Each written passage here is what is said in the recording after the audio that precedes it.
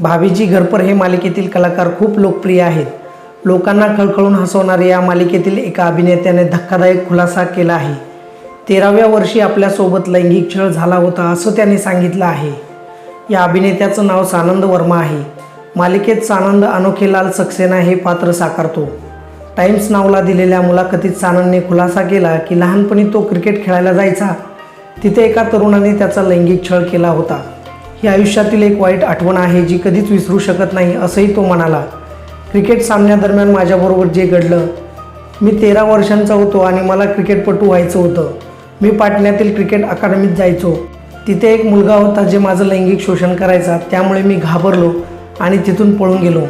तेव्हापासून मी क्रिकेटपासून दूर राहिलो असं सानंद म्हणाला. लहानपणी माझ्यासोबत जे काही घडलं ते वाईट आहे. ही एक भयंकर आठवण आहे जी मी कधीच विसरू शकत नाही. याआधी माझ्यासह अनेक वाईट गोष्टी घडल्या आहेत. त्यामुळे जेव्हा एखादी व्यक्ती इतका त्रास सहन करते तेव्हा तिच्यासाठी लहान गोष्टींमुळे होणारा त्रास महत्त्वाचा नसतो असं सानंद म्हणाला.